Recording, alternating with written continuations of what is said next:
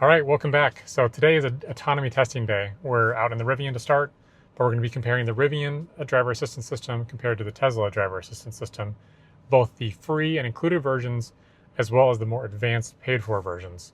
Currently, the Rivian Autonomy Plus platform, which has some of the expected advanced stuff from Rivian, is in a free trial. So I'm going to actually start by being here on the screen, and you'll see there's really only two things I'm going to turn off here.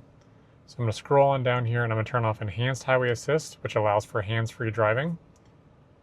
And I'm also going to turn off Lane Change on Command, because both of these features are expected to be part of the paid-for Rivian Autonomy Plus. Not the greatest name, but it is what it is. And we'll compare to see how this system, which is the included version, compares against autopilot and traffic-aware cruise control in the Tesla. I'm going to be doing a loop here on I-5, starting around I-405, heading southbound, because there's a few areas there that I think will be a nice compare and contrast between the free and paid for versions between each system. And you can decide for yourself if any of that seems interesting, and if so, which one you might actually prefer as a driver. So we'll catch up to you in a few minutes. Talk to you soon. All right, so we're starting by getting on to I-5 North here to start our loop. The real run we're trying to do is through I-5 South. Now, in this base version on Gen 2, the way that you would enable it is you have basically two tiers. You have traffic-aware cruise control, and then you have traffic-aware cruise control with lane centering. So to enable traffic-aware cruise control is one pull back, and this now puts me to the speed limit because we're on the freeway. And right now it's all me for left and right, but I have the icon up here saying the lane centering is available. So if I pull twice, it says highway assist unavailable right now. Interesting. Let's try it again. And we're in. So now I have to keep my fingers on the wheel, but as long as I'm touching it, I'm good. I don't have to pull on the wheel or torque it or move buttons. It should just keep this. And I'm going to expand my following distance here because we have got some traffic. So I use the scroller to move up additional car lengths. And the car is using radar to slow down, keep pace with traffic, but also keep me in the middle of the lane. Now, throughout this test, I'm going to flag on the bottom of the video here about which mode I'm in, whether I'm in basic or advanced from each manufacturer.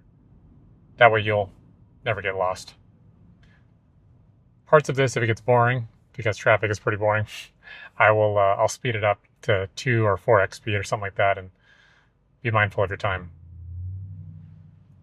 So we're just going to go up here a couple exits, get off, turn around, and start the full loop heading south.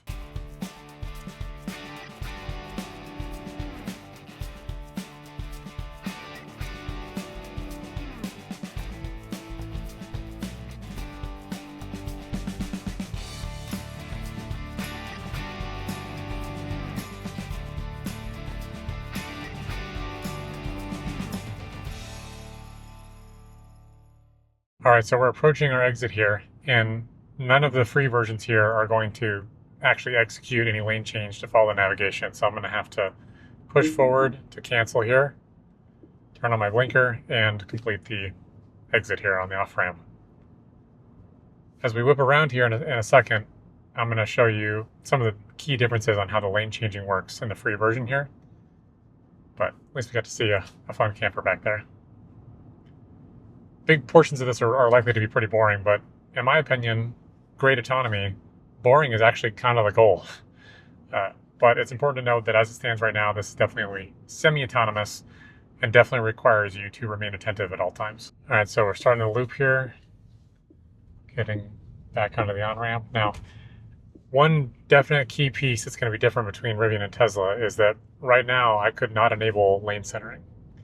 I don't think you should because we're on an on-ramp and we're accelerating and all that kind of jazz. But right now, say it says unavailable, but it could do adaptive cruise. I'm going to kick both of those off for now. But it's a key distinction that even though I can see lines, even though the car can see lines, no centering is available unless you're in a specified pre-map zone. So we're going to get onto I-5 South here.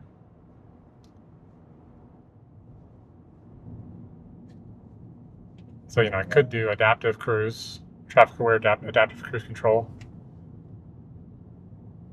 And it's keeping pace with the vehicle ahead of me, but there's no lane centering. again, that's fine here on the curve. It's actually a pretty enjoyable truck to drive. It's adaptive cruise only. One thing I forgot to do, which I've mentioned in other videos as the pro move on this dual motor vehicle, is if we go into the vehicle dynamics here and take off automatic suspension, because this thing gets very bouncy, in my opinion, on the interstate when it drops down into low.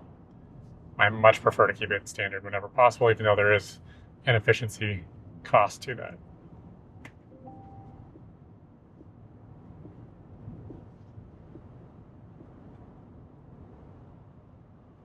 Okay, so this lane's about to end, so I'm going to move over one more.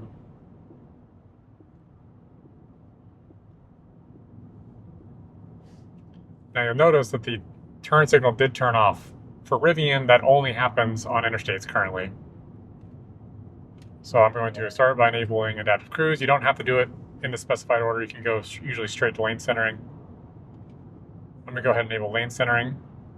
You can see the flow of traffic's going a little bit faster, so I'm going to bump it up to 65, even though it's 60. Because what I want to show you, I want to make sure I'm not going to block off traffic when I do it. Because again, I'm just touching it, so it's warning me of a lane merge ahead just because of oncoming traffic, but it wouldn't do anything as traffic comes in to adjust to that until they're in our lane. Just going to drop back here a little bit because I want to show you, what I want to do is show you the lane change here. So this car get ahead of me. Now, if I turn on my blinker here, I can, without resistance, you'll see there's an animation here. And when I get back in the middle of the lane,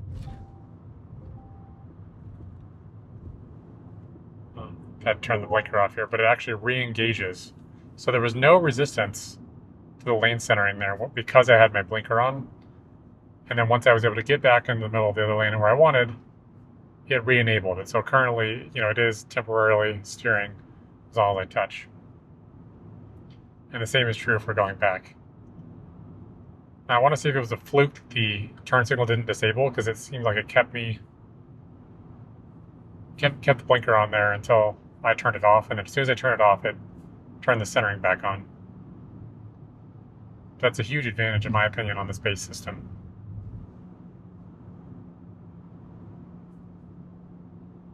Let's get back up to speed here.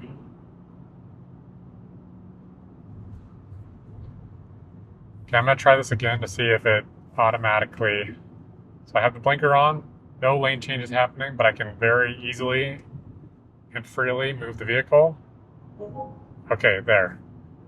That time, it saw that I was in the center of the lane. It disabled my blinker. I'm going to get back over here. Blinker's on, lane centering's off, until I get to the middle. Blinker turns off, lane centering re-enables. When you're in the pre-map zone, this is a very nice feature.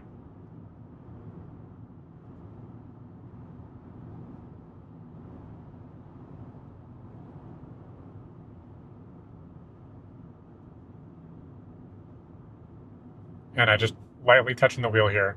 I'm not torquing on it, I'm not having to move any buttons. It's a capacitive wheel.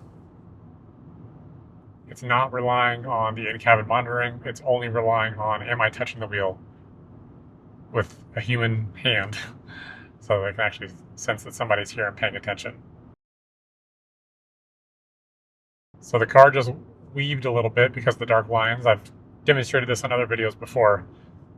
Wasn't too bad, but it is something to note that it can somewhat easily get fooled by those lines. I've seen every manufacturer at some point get fooled by those similar kind of lines. But it's pretty much reliably that one spot. Now, I don't normally right lane camp, just like I don't like the left lane camp either. But there's a scenario coming up that I'm going to get into the right lane for to show you specifically.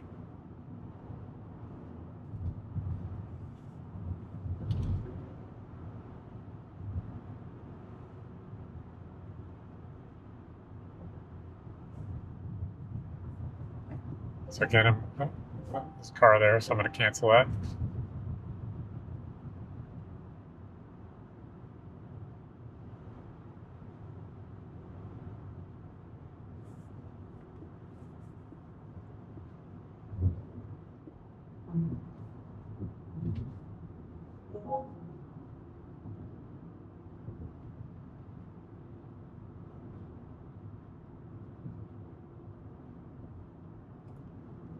Now the icons that tell me that I have this enabled, you can see here in blue, it has a depiction of a wheel with lines, so you can see lane lines, and then a vehicle above the wheel. When this whole thing is filled in dark blue, that's when it's active. So that's my indication as the driver.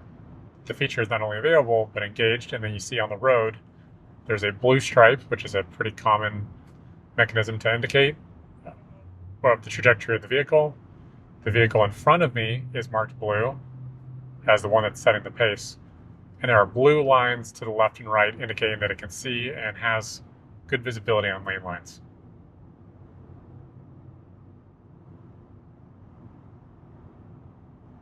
The vehicle will not automatically adjust my speed limit as I enter new speed zones. So if we went from a 60 to a 70, it's not going to automatically move my set speed. So as a driver, I have a lot of control over how the vehicle is going to operate, both on speed, following distance, when it changes lanes, how it changes lanes, and all of that. It's very much a driver-first control system. Okay, so here's the scenario I want to show in the past that has been problematic. I mean, we have a little bit of a curve here. There's a bus lane line. Not too bad. The car drifted a little bit to the right, and it wasn't just because the lane line changed. It's because the lane line went off to the right in a way that is a little different than most other off-ramps. So that was actually an improvement compared to this same vehicle's behavior in the past. Maybe it's the lighting, maybe it's the pacing behind the car in front of me. But it did weave just a little bit. Not bad at all. Far better than Autopilot was years ago, at least. So I'm looking forward to testing the newest version of Autopilot.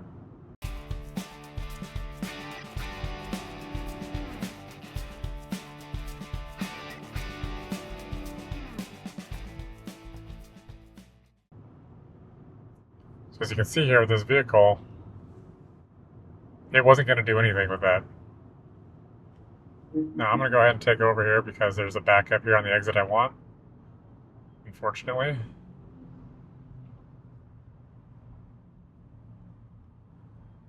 I feel confident the car would have slowed down on that, but it's more comfortable to do it yourself when it's dramatic. So we're going to be flipping around here. So I'm going to get off of I-5 so I can get back onto I-5 North. And we're going to be enabling the more advanced features from Rivian here and do it as one big loop. I'm going to show you next in the video, though, basic autopilot, so you have a direct comparison, free to free. But just for time efficiency, I'm going to actually record the full autonomy, or the more advanced version anyway, of what Rivian has. It is not full autonomy, but show you what they have to offer. Okay, so we're in the Tesla now, and this is a 2024 Model X long range. As you can see here, we're running full self-driving version 13.2.8, but we're going to start by testing just what would be included for free without FSD. So we're going to do auto steer, and I have mostly base settings for one change.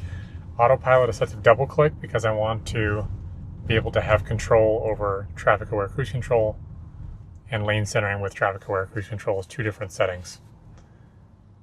You can see here that I have no speed limit offset because I am trying to test it out of the box as is, and we will go from there. So currently I'm starting the same loop, hopping on I-5 North here towards I-405, so we can replicate the same loop. So I will take this little small section north, and then I will get on southbound.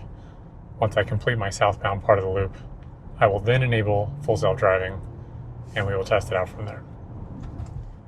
So here it can see lines. I'm seeing the icon in the screen saying it can do auto steer, which if I enable it, I mean, it'll let me do it kind of anywhere, which is a little wild.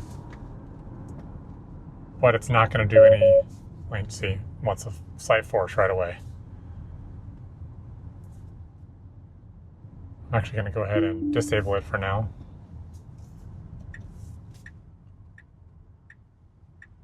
Get over here in a lane. Because right now it says an exit only lane. Great, they're letting me in. Fantastic. One thing Tesla is very good at is their automatic lane change or automatic blinkers turning off. The fact they do it everywhere is incredible, and as you can see here, even on the interstate, they are more responsive than the Rivians are, and that's sort of one of those semi-autonomous features. Let them in, and then so I'm going to start by enabling traffic aware cruise control, and it knows the speed limit, and since I have no offset selected, it has right at the speed limit. I can feel the brakes pull on harder there at the end than the way that the radar cruise works, and the takeoff is more aggressive, which is what I said in the past. This is even with the AI4 computer. Being vision only, at least in regular autopilot, which is going to be different than FSD, is more aggressive on the braking and more aggressive on the acceleration. I'm going to double click here to enable lane centering. So I'm going to drape my fingers over the wheel here, similar to how I did in the Rivian, and we'll see if that's enough to make it happy. I don't expect it to be, based on my experience in the past.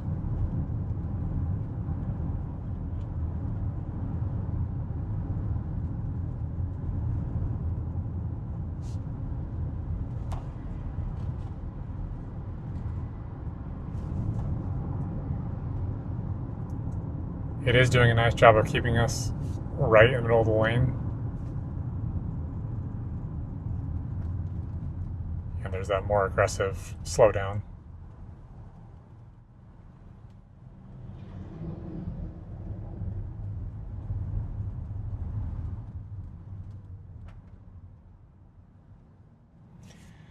And if I enable a blinker, nothing here for changing lanes.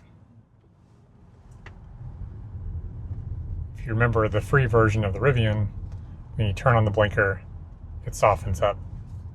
And then when I make the change, it will recenter me. So I don't want to jump out in front of this big vehicle, but at some point on the stretch here, I'm going to basically get to the same scenario. See here, it's drifting to the right, to center, and then it comes back. So actually here on this, next to an exit lane, the Rivian stayed actually really straight in this part, but it did wobble a little bit on the southbound, but even when it did wobble, it was less than autopilot did right there. Because autopilot will always try to center you as often as it can. It doesn't do a great job at hugging a left lane or a left lane line when you're in the far right lane.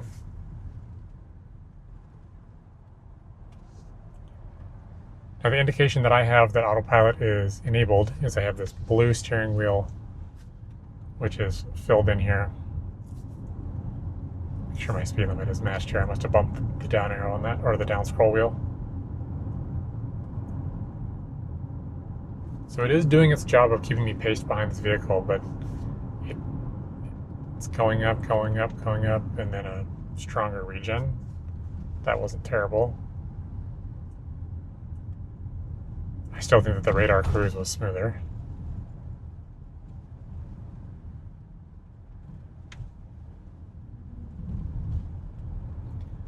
Since there is so much traffic, I think I'm going to wait until I'm southbound to do the lane change example to show you how it doesn't want to re-engage.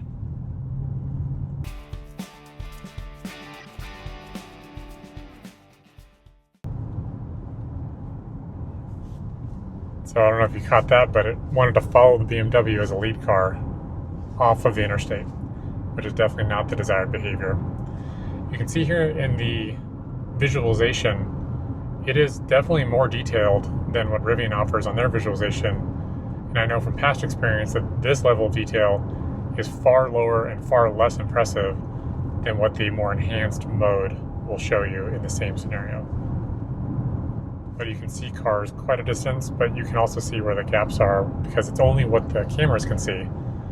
It's not going to show you what would be sensed by something like a radar. But it does a great job at identifying different classes of vehicles, sizes of vehicles, and they've really smoothed out the animation here, even on regular autopilot, of making it look smooth and consistent on the location of the surrounding vehicles.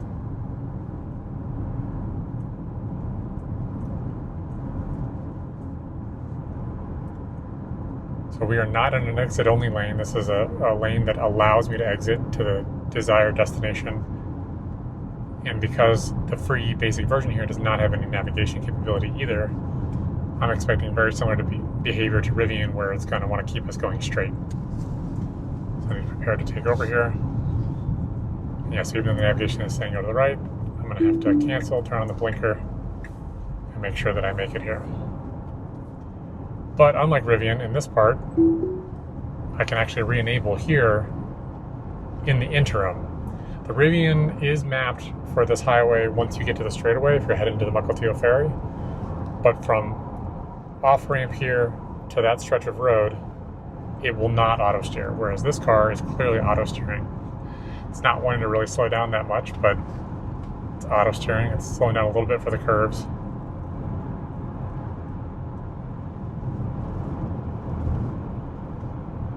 But it just wants to go because it can see lane lines, and this is what I think the behavior a lot of people would expect. Hey, car, you can see lane lines, I can see lane lines, so center me.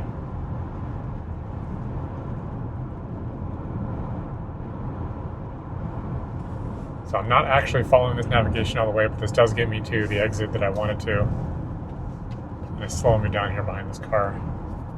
A little bit of wobbling here to keep me in the lane.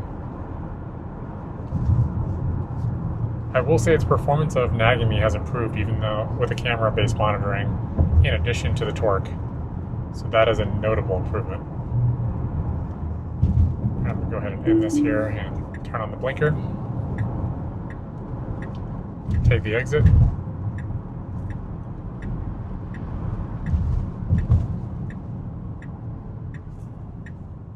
So, see, even the best systems like this don't always turn off their blinker in time.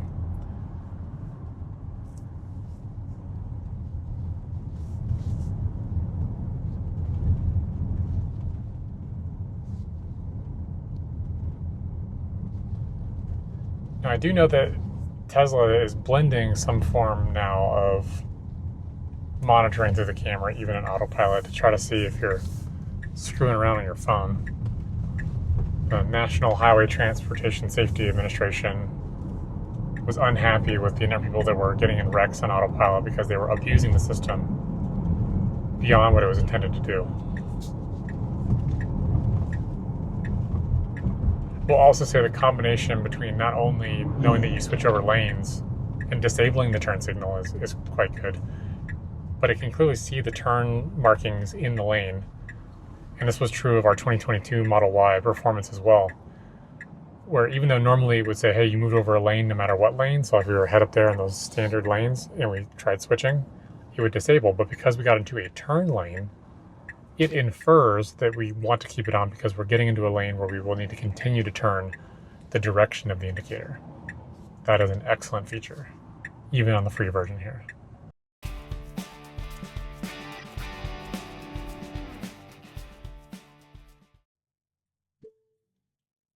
Green light chime. We called out Rivian for not having that before, because it does a great job of that even on the free setup of letting you know the light has changed. So if you're distracted, daydreaming, screwing on your phone, whatever you're doing at a stoplight. For me, it's usually daydreaming. It can be a little aggressive though. There's been times where even though you have your foot in the accelerator, it'll still ding at you. So no system's perfect, but that's definitely an improvement over only looking for vehicles ahead of you based on radar that have left you. It's actually reading the light and with a really high success rate telling you when the light has changed so that it reminds you to go. I'm going to end this location. I'm going to go to this other pre-mapped one near the exit we want.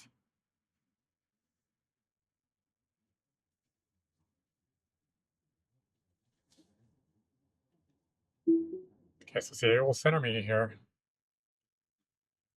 It just wants to take off, but if I turn on the blinker, nothing. So I'm going to go ahead and slow down, take my place in line here.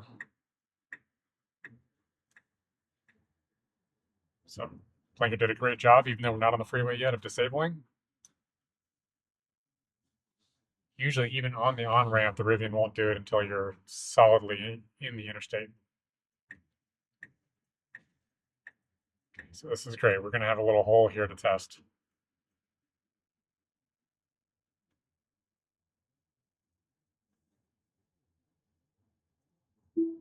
I click twice to go right into autopilot, set to the speed limit, which is good because I actually want this car to pass me because I see a hole behind them to demonstrate what I want to show you.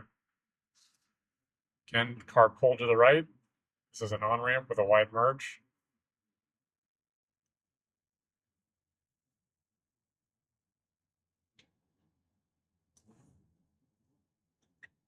Okay, so autopilot did lighten up here, which is good. But as you can see, it does not re-engage autopilot. So they appear to have tweaked the mechanics a little bit so that when I put on the turn signal, it lightens up the resistance from autopilot. But right now, I'm just in traffic aware cruise control. There is no lane centering. Whereas in the Rivian, what you saw was that the lane centering would re-enable once I was back in the middle of the lane. So now I have this kind of midway point. And if I double tap again, because of the setting I selected, to be clear. But now lane centering is back on. What I want to test here is have they changed the mechanics much of the attention monitoring. So I'm touching the wheel, but I'm not pulling on it, just touching it the way that I know I can touch the Rivian wheel, which is capacitive.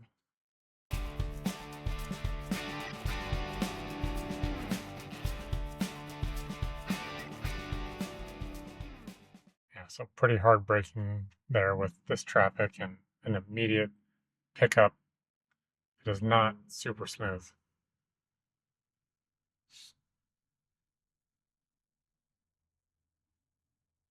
And the radar cruise is not perfect, don't get me wrong, but it is smoother than what this is exhibiting for the stop and go behavior.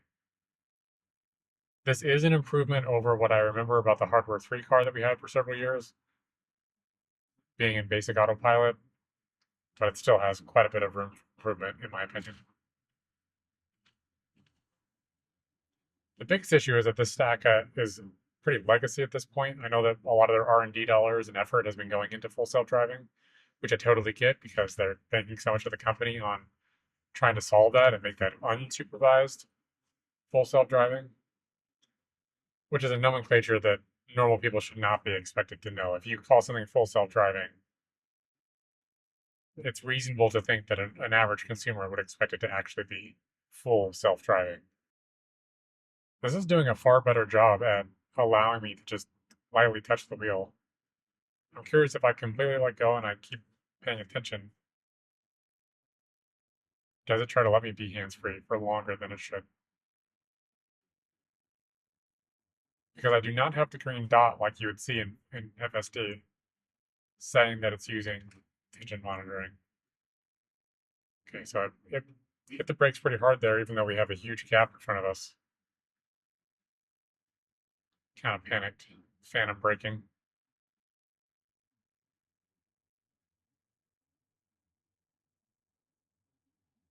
In our car before, it'd be yelling by now, for sure.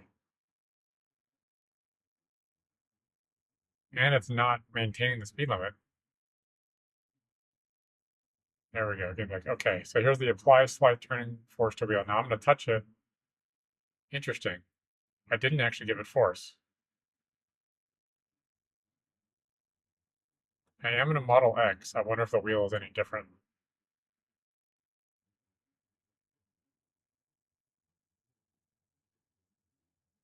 Or if the camera sees that my hand went to the wheel. Because that was definitely not our experience when we were in the Model Y. The 2022 Hardware 3 Model Y.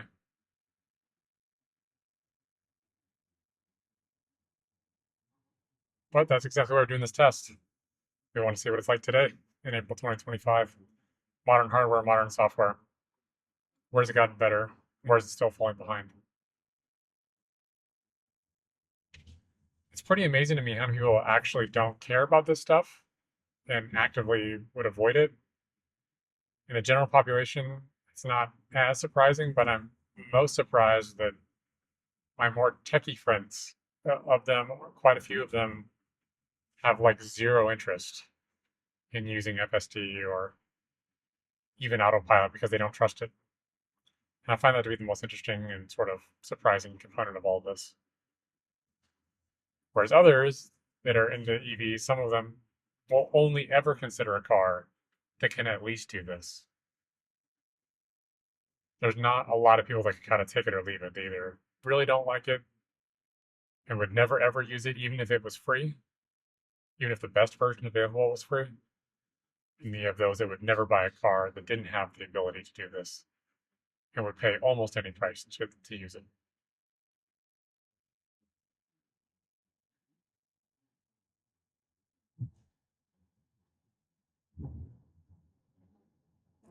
Okay, I'm going to speed up a little bit here. 65. Go more with the flow of traffic.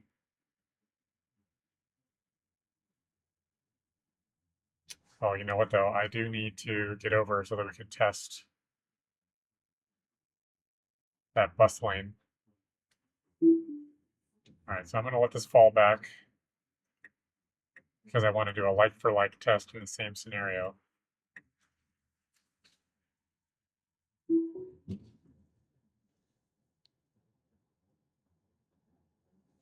Okay, so I'm in the far right lane.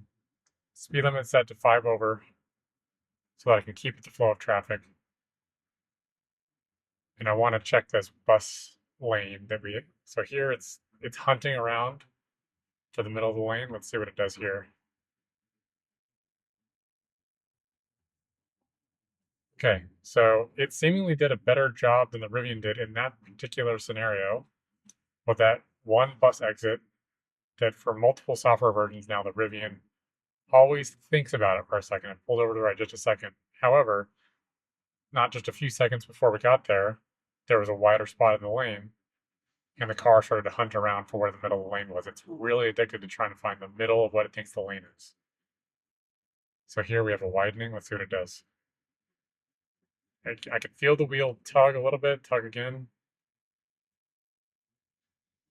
It's not a deal breaker, but it is notable that it doesn't want to follow what a human would do, which in this case is following the left side of the lane as it widens and shrinks to the right.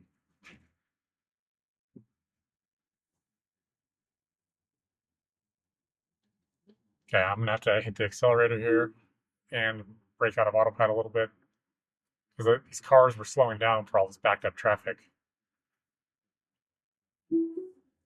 Autopilot does visualize cones, which just came and went for that construction zone.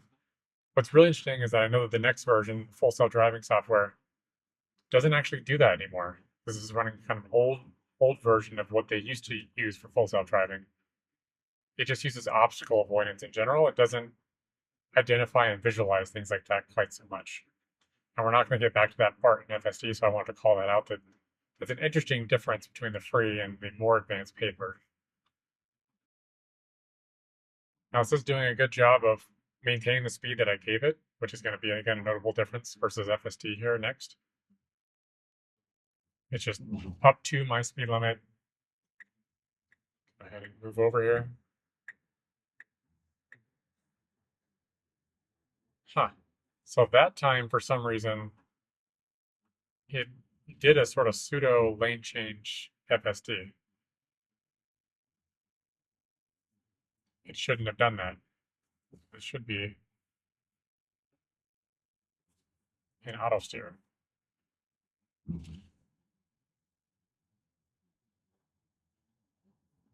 It didn't do that before.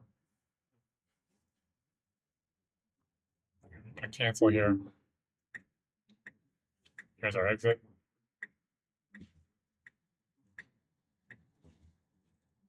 Nice blinker auto cancel. Having that is about the only thing that makes the lack of stocks, in my opinion, even remotely forgivable. But I still don't prefer capacitive, and I still don't prefer them being stacked on one side, because if you start going through a roundabout, you can quickly lose orientation. We're going to go on down here, enable these features, enhanced highway assist and lane change on command. All right, so we are back at it here on I-5. Now we're back on the I-5 North Loop. If I can get out of the traffic here. Let's get it up to a fair speed. I don't know why these cars are going so slow here.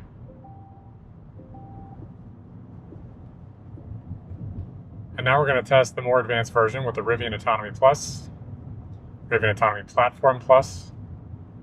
So I'm going to double tap twice here, and the animation is slightly different when it enables. And so this is still a hands-on zone. So this is an important piece to note, is that while it does support driver monitoring and hands-free, their map of where that works is not a one-to-one correlation with the map of where the hands-on but lane changing and the more advanced Rivian Autonomy Platform Plus stuff works. So as of right now, I'm going to go ahead and speed up. The biggest change in this zone compared to when what is soon to be a paid-for version is disabled, not a trial, is that it will actually execute the lane change in its entirety. So I have an open lane here to the right. I'm going to show you. So I turn on the right lane, and the car actually executed the lane completely by itself, got us over, turned the blinker off. So it's slightly different than the free version, which is where you turn it on, I guide it, make sure it's clear, and then once you're in the lane change completely, it'll disable and recenter. Audi place to move. We have a new Juniper Model Y coming up on us here on the left.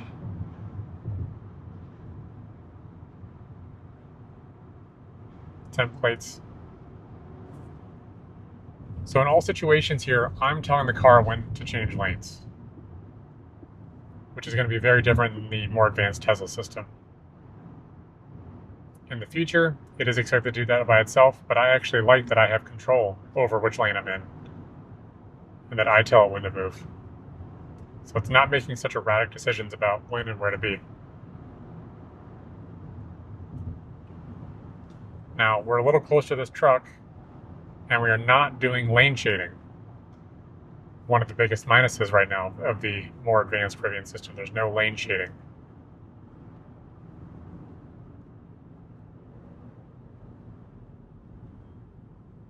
It'll always just try to hug the middle, or it'll even hug to one side on a curve, which may not be ideal compared to the traffic around you. Again, lane shading is expected in the future, but we are evaluating the product as it stands today in April 2025, towards the end of April 2025, because you should know what the vehicle and the software does in its current form. We're comparing current state to current state. There is a lot of compute difference, which is interesting, between the Tesla and the Rivian systems. So for an example, in this newer Model Y right ahead of us, with the AI4 computer, that has about 50 trillion operations per second of available compute, whereas the Rivian has over 250 trillion operations per second of available compute. But clearly, the software in the Tesla system has been more refined and has been enabled to do more things than the Rivian system is currently. Rivian is using two different systems that they're blending together to get the current solution. The Gen 2 vehicles have both a system from Mobileye as well as an in-house system running on the NVIDIA Orin chips. The ultimate goal is for them to continue to train their in-house models and use the NVIDIA Orin chips more and more so they can eventually completely drop Mobileye. They need to get better, they need to get there. I know they want to cut the cost, but they're just not there yet. But the end result right now with the blending of both Mobileye and the in-house system is a pretty smooth and comfortable experience.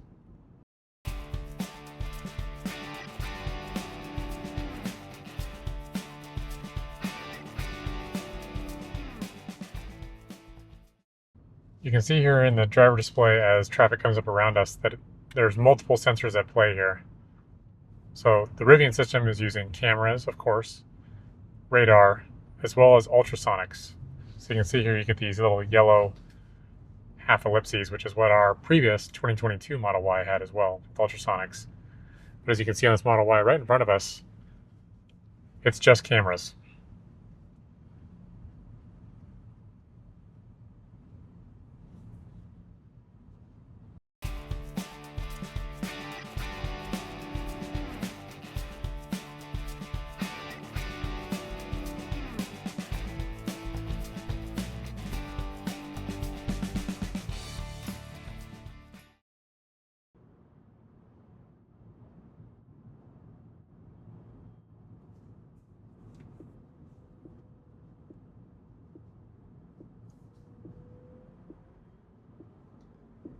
So I don't know if you saw that, but it didn't like the lane spacing and it gave me yellow stripes saying it didn't like it. And then suddenly the gap did open up and the car completed the maneuver.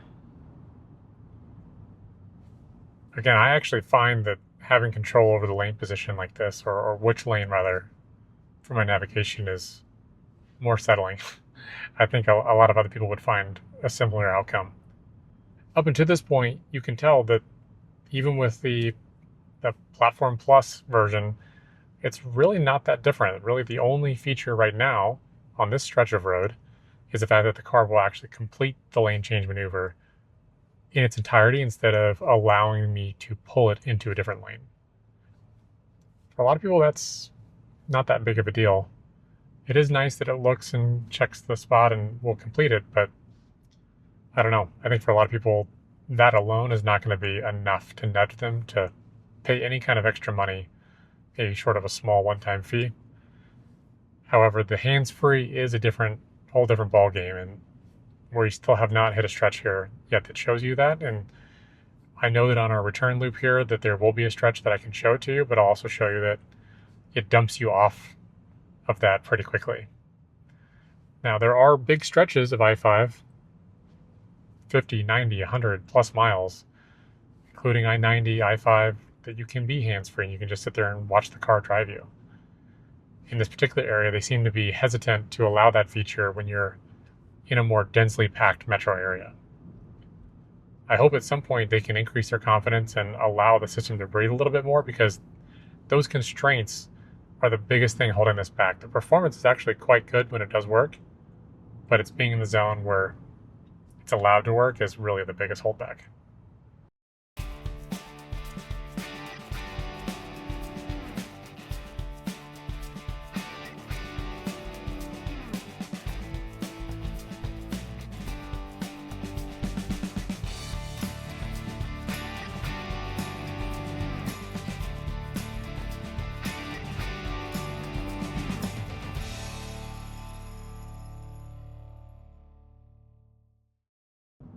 All right, so this little portion here, it's giving me the logo now of hands-free. Got a little bit of cut in here, but I have a tight following distance. So now I can let go because we're approaching 405. And a couple of things happen. One is the icon changes at the top that shows the hands. Second, it's actually monitoring me out of the rearview mirror. And third, the stripe under the car has these little white barriers down the edge of it, and the actual shade in general of the ribbon under the car is a lighter color.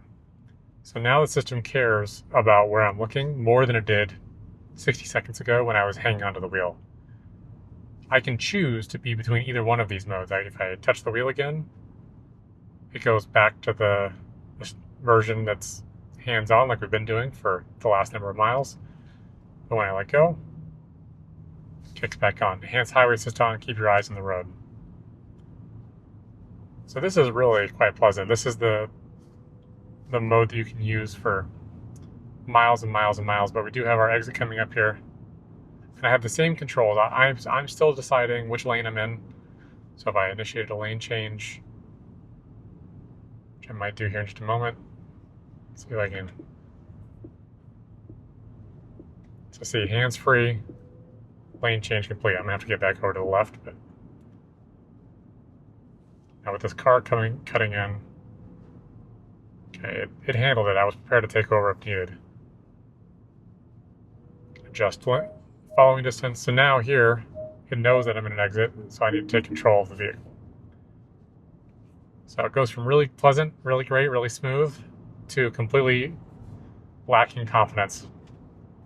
This is kind of what you give the Rivian system as it stands today. In a moment, I'm going to show you on the return portion of the loop here where I can start the trip in hands-free.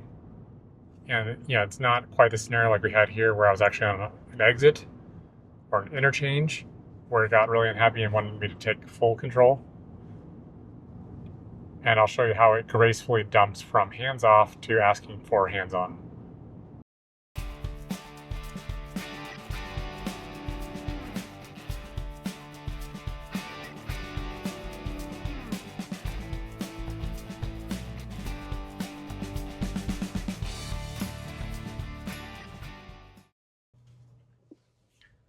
You'll notice there was no green light chime there.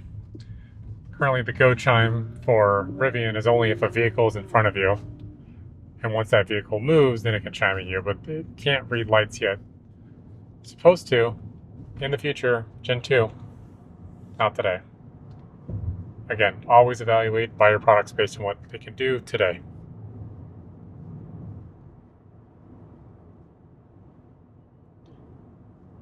All right, so we're going to get back on I-5 South here. We're not going to go the full stretch like we did before, because as you can tell, the performance of the lane keeping and all that is the same between the Rivian Autonomy Platform Plus and just the Rivian Autonomy Platform.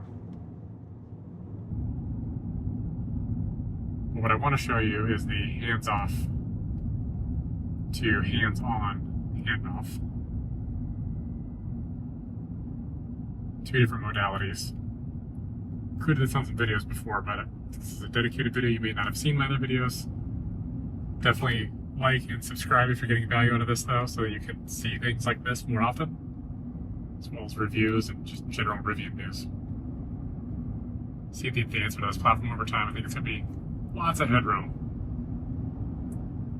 Lots of room to grow here in the future. Right, so I'm still fully in manual control here. Getting onto I-5. I'm going to get out of these lanes again. Now that I'm in the center of the lane. And now it's hands off. Now we're going to experience this together. So we're currently in hands off. It's monitoring me out of the rearview mirror. But as we know, the threshold for them on their confidence area ends as you get into the deeper metro area. So here pretty soon, it's going to no longer be happy with me being hands-free and ask me to be hands-on again. For the moment, it's pretty nice.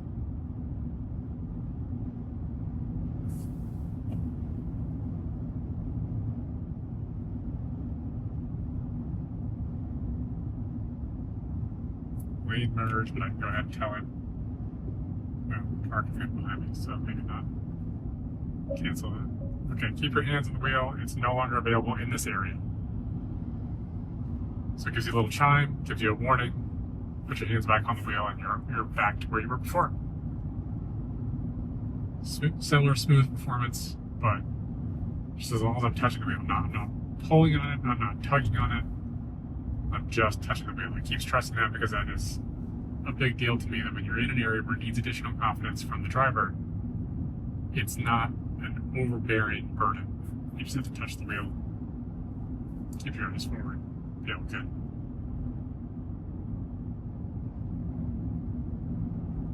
So I think that pretty well encapsulates what it does right now. It's also worth noting that there's no other significant advanced features such as self-parking. We already noted the green light chime does not exist.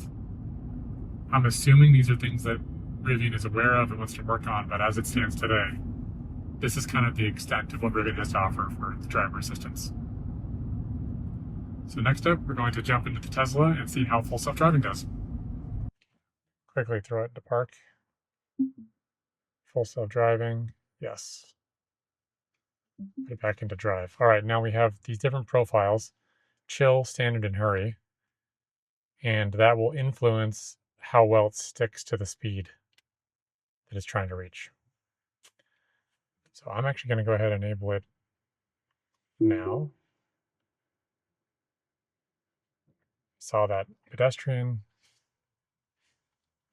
We are in standard mode to start. Completely hands off. Nailed it on the gap.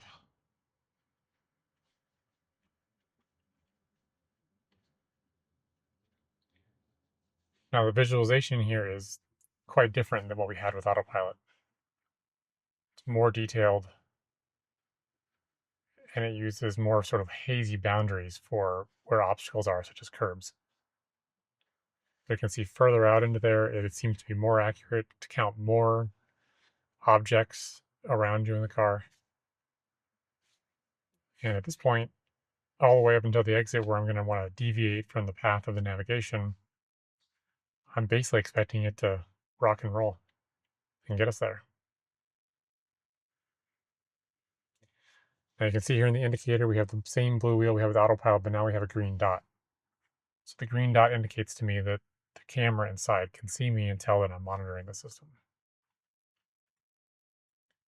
It's doing the blinker by itself. It's following the path here.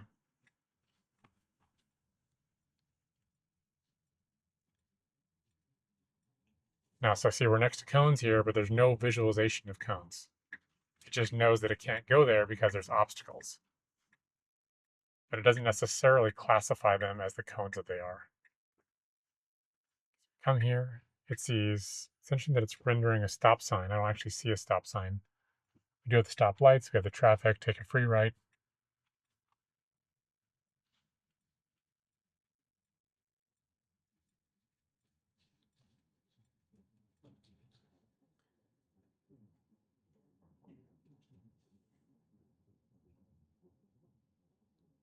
Okay, so here we actually have the carpool advantage. So I'm going to unfortunately nuke this so I can go over here to the carpool lane because it won't want to go over a solid line, I don't believe. I'm going to re-enable it. Now we have a lot of gross traffic. A little bit more time has passed since our last run. We are squarely running into rush hour traffic getting out of the city here, out of Seattle on a Friday afternoon. 71 degrees and sunny, as you can see. 4:38 p.m.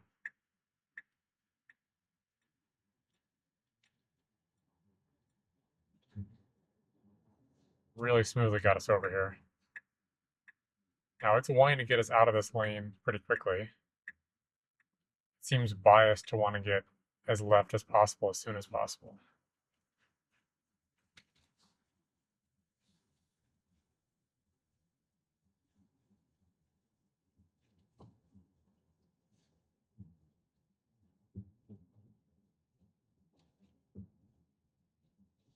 So this deceleration is a lot smoother than what standard autopilot or traffic aware cruise control did. This is you can really feel that this is a completely different system than autopilot. In fact, I would even say that this feels smoother than the radar cruise of the Rivian.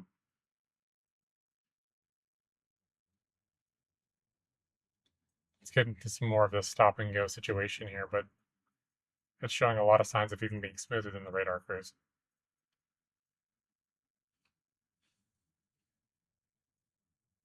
Which is to be expected. I did expect the FSD on this set of hardware with the latest build to be smoother, because even several builds ago it was already smoother, but only on the latest hardware and only in FSD.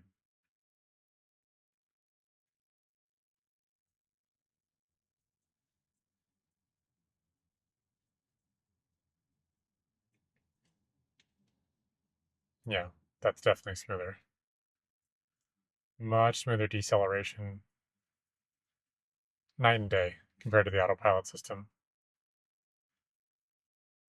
And again, admittedly superior to the radar system in the Rivian. So the Rivian seems to be right kind of in the middle on the performance of the traffic aware cruise control. But this is a beautiful, perfect weather day.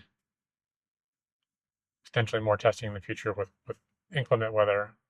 I do know that even the standard cruise control and the full self-driving cruise control that we had on the Hardware 3 Model Y would get really cranky if it was raining and the cameras get a little bit dirty.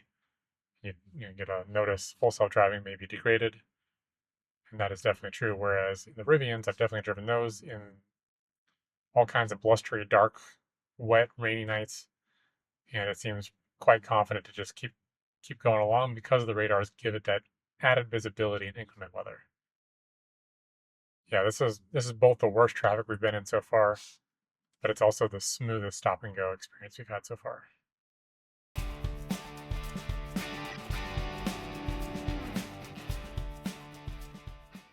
One thing Tesla has always done well in their navigation over the last year or so is showing the inline traffic towards your destination. All right, one thing I haven't shown off here in FSD is when I initiate a lane change. So I'm going to go ahead and tell it, get over when you can. We have traffic coming on the right. See a gap coming up that it'll probably take. Boom. Nailed it. So the way they represent the traffic is around you is a little different than the way that Rivian does, but it does a smoother lane change than the automated lane change from Rivian. And it is nice that you can tell it where to go, but it will not stick to this. It's also important to note that with this kind of software on the car, I now no longer have standard cruise control. The only type of advanced driver assistance system I have when the car is set to full self-driving is full self-driving. It is either completely manual or completely automated. There is no middle ground. I'm not sure that that's the right choice. I think there's a lot of scenarios where this is really pleasant and great. I mean, I haven't had to touch the wheel other than deciding that I wanted to get in that carpool on-ramp lane so I wasn't metered on the way in. But I think there's definitely, one-click, double-click kind of scenario that would be really excellent, similar to with the auto steer, with using autopilot, where if I could do one click and still get traffic-aware cruise control, and then have 2 clicks be full self-driving should I desire it. Another option that I wish existed was an ability to limit lane changes. Basically tell it, don't lane change unless you absolutely have to. That used to be an option with Navigate on autopilot, which was sort of the early stages of full self-driving and before they remapped it, remodeled it, and essentially restarted the program a few times over. And I really wish that setting was here on full self-driving. But it's not. Primarily because full self-driving has gotten to be so good.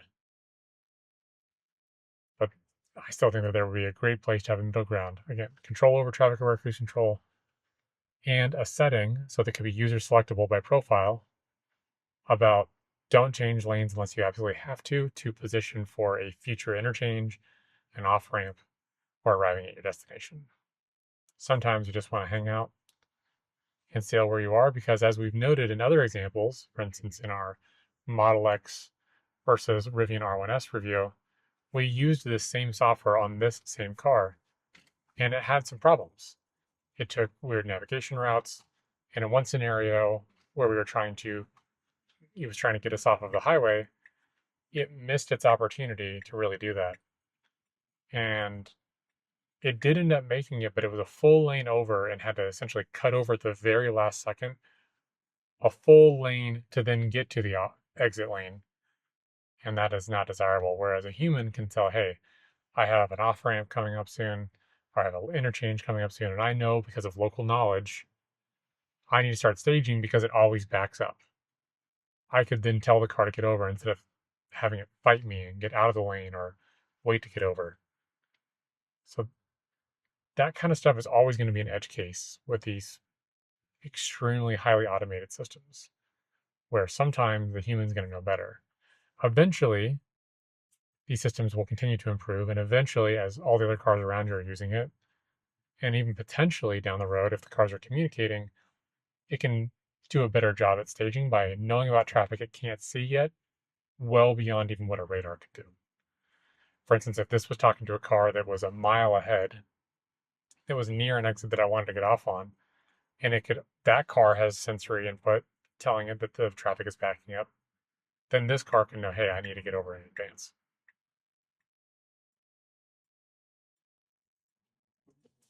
I had to take over there because it wasn't committing fast enough because the truck behind me was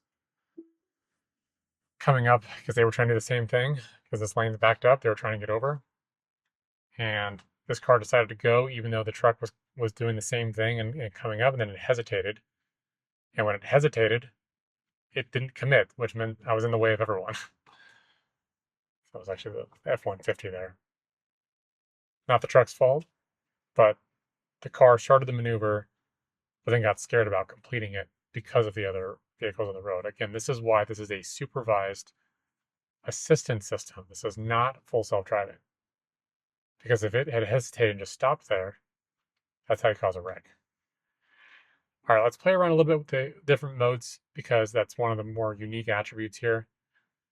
Unfortunately, I can't illustrate because of the amount of traffic here. I can't illustrate the fact that standard mode has a hard time keeping a maximum speed that you set. But I'm going to go ahead and click the scroll wheel over, and now we're in hurry mode. So hurry, you can see immediately it's changing the dynamics and priorities of the car by deciding, hey, I need to try to get there more quickly, be more aggressive in my driving, have a shorter following distance, change lanes more often, and that's what we're experiencing here. So the three modes are chill, standard, and hurry. They've had different names over different versions of full self-driving, but that's what they currently are in 13.2.8.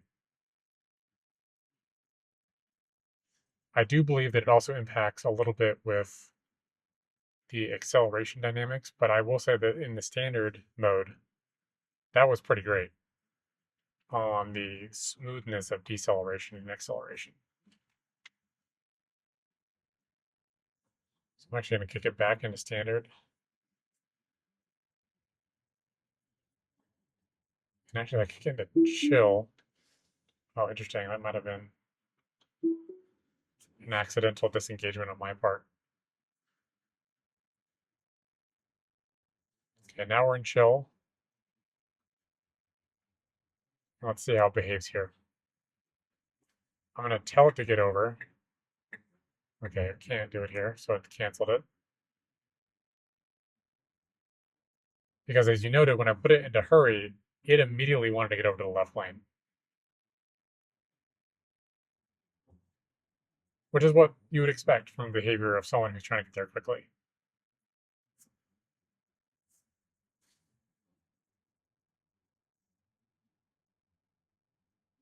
It is notable that this is a section that I could not do hands-free in the Rivian. And I've intervened intentionally twice so far. One of those was a preference because I wanted to get into the carpool lane on the on-ramp. But the other one, in my opinion, was a safety disengagement. But other than that, I have been hands-free. Need to be aware, paying attention, ready to go, but hands-free.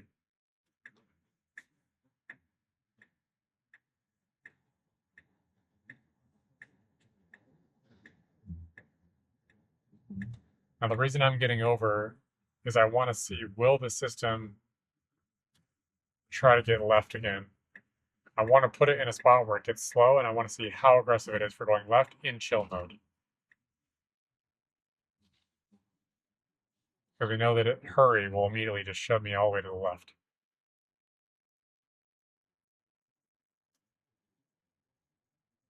Okay, so here, there's no hunting. There's no weaving around looking for the off-ramp. A big difference from standard autopilot. Very smooth. I would say that's probably even a little bit smoother than it was in standard. Yeah, chill really does smooth that out even more. That's impressive. Super smooth. Yeah, doing a nice job there. Okay, so here we are in chill, and we're kind of just hanging out on the right side, which is fine. I'm just it's notable how different the decision making is about which lane to be in. So I'm going to put this back into standard. As soon as I put it into standard, the car is like, nope, get me the heck out of here. Move left. Hang on the middle lane here. We have 3.5 miles before our exit that we need to take. Now, I feel like hurry would have been trying to get in that left lane right there in that gap. Let's try it. Let's go into hurry. Yep. Put it into hurry, and you can see that immediately this changes the characteristic of the car by quite a bit.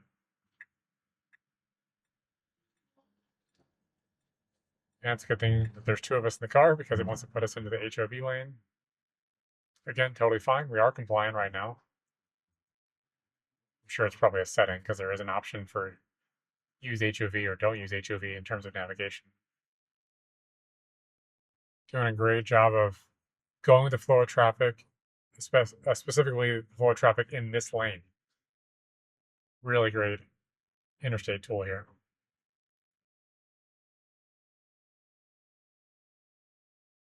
So even in hurry, where it does seem to have a little bit more get up and go and a little bit more let's get up close to the vehicle. Not bad, not a huge difference, but it is a little bit different.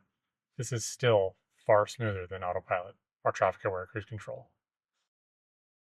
Now, what I'm going to do once I've made this exit as desired, I'm going to quickly change the location back to the southbound location so that it can try to route me through the part that's not interstate, because the fact that it can bridge from this to off interstate back to this, I suspect is going to be quite impressive.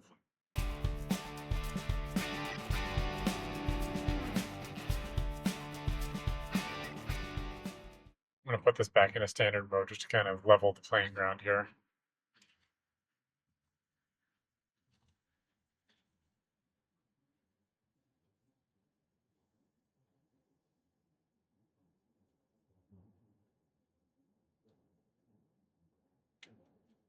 So we have a little bit over 1 mile before our exit 182.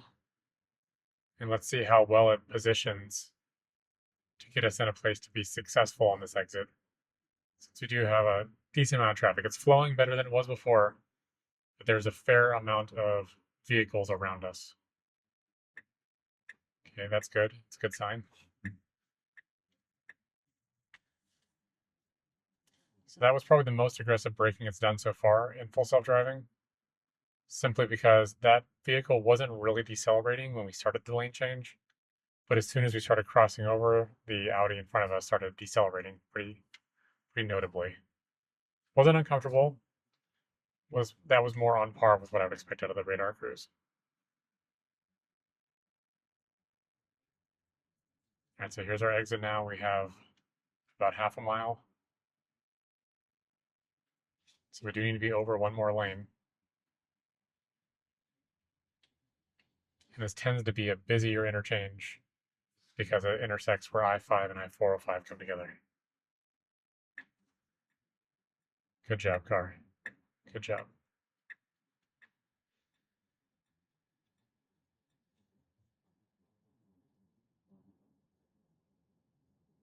Okay, so it's trying to get over one more lane, but this is actually the incorrect choice. It was doing great. Now we're in an exit-only lane to get on 405, when actually the ideal lane to be in is the one on the left. So there's a lot of extremely impressive performance here so far, but there are things that kind of make you go, not quite there yet. Getting much closer, but still not quite there.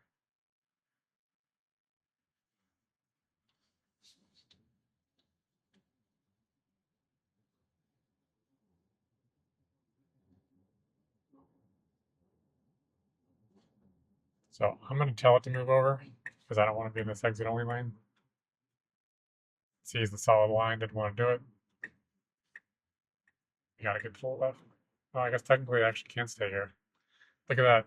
I don't know what I'm talking about. Car was smarter than me. Although I still stand by the fact that if we'd been in the left lane, we would have made further progress. But hey, to its credit, it did it and executed it well. Okay, I'm going to end this. I'm going to plug in where we were headed before just so it takes me south.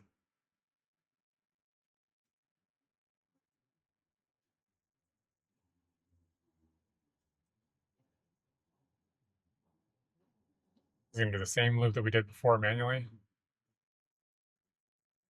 Now we have a lane that ends up here. What are you going to do, car? Good job, speeding up.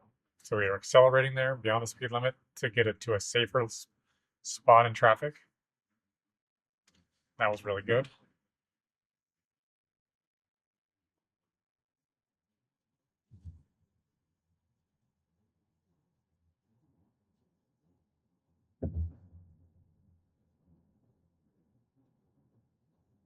And because of its routing and it knows we have to turn right here, it never left this lane. You saw so many times back there it wanted to get out of the far right lane as soon as it possibly could. Now here, I know as a human, I can hug to the right.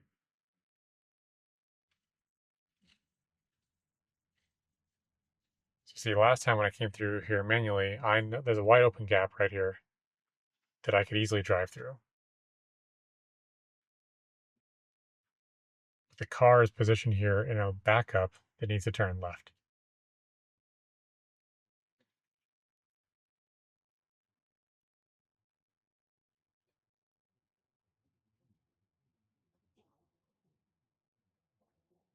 I feel pretty confident that given enough time, we could make it, but I think the best thing to do here might be to nudge it along.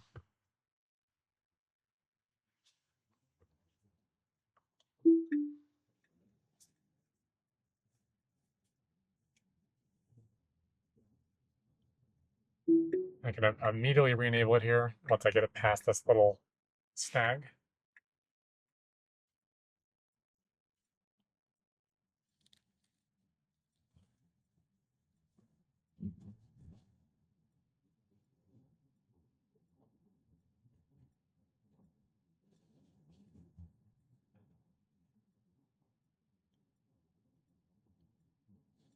So it's executing this part that I had to do manually last time really well.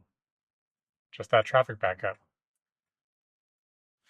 I'm sure that as they feed more information into their models, larger models, and that they're training in their big areas of compute, in Giga Texas and other places, they will continue to refine locations like that. But it does make you kind of wonder, are they going to be able to refine enough of that down on the current hardware? Or are they going to need more compute in the cars so that they can contextualize more of the world and more of the scenarios? I talked earlier about how this car has, roughly 50 trillion operations per second of total compute. That never really tells the full story because there's specifically neural network performance, and I don't know how those match up between AI4 and NVIDIA Orin chips. But there's 5 times the amount of compute inside of the Rivian. So does that mean there's more headroom? Maybe, but clearly this is so much more impressive in its current state. I just don't know that you can count on this system ever getting so much better that it can actually deliver on the promise of unsupervised full self-driving. However, it is just demonstrated that it is very useful in many scenarios, and at least from my perspective, has been primarily pretty relaxing. I've been hands-free for 99%, but the problem is the 1%, right? It's that last portion where it tries to make a lane change and it hesitates, gets stuck behind traffic. Maybe in our other scenarios, we tested it about a week or so ago, had poor lane position planning. So it does a lot of stuff really well, but it does enough things wrong that you have to decide for yourself, is that trade-off worth it? I think it's really cool. I really value it. I wish that the Rivian did this, even at this level, but it can't. There are conversely a lot of people that 1% would freak them out way too bad.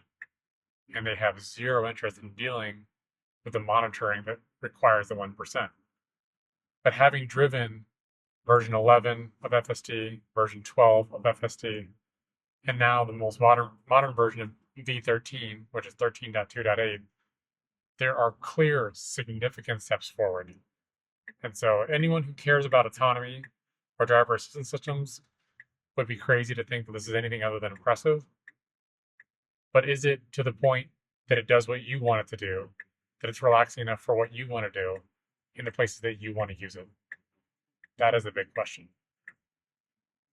So let's go ahead and do our conclusion and takeaway here and kind of wrap this thing up a little bit as we cruise down again, bumper to bumper traffic, and I'm hands-free. I'm still paying attention, but able to pretty well relax at this point.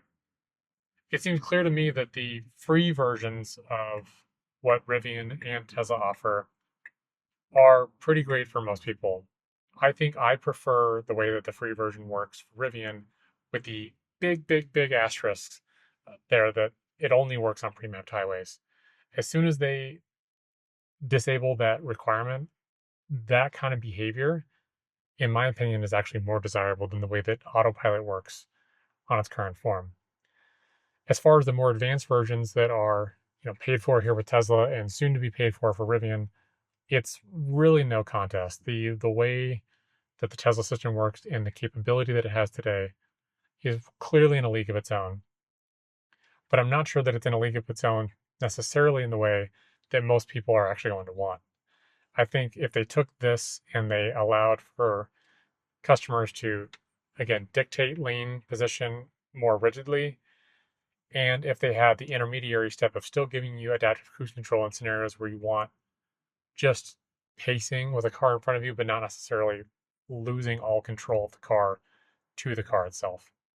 For a lot of people that are technology phobic or afraid of this particular kind of technology, or for people that just enjoy driving, having the intermediary would be a really great feature. It'll be interesting to see where this goes in the next few years. I'm looking forward to testing future versions of full self-driving. I'm really looking forward to testing future versions of the Rivian Autonomy Platform Plus, which is kind of a tongue twister there, Rivian Autonomy Platform Plus. But both systems are making big strides and are impressive in their own ways. Tesla is just so far ahead on the software game. It's hard to argue. If you found this content useful, make sure you like and subscribe so you can get future videos about EVs, Rivian specifically, because that's what we're driving the most, as well as Tesla when it fits the overall testing environment. And if you have a preference, would you prefer to drive Rivian? Would you prefer to drive a Tesla? Drop a comment down below, let us know, and let us know why. If you're excited, afraid, preference. And until next time, stay curious.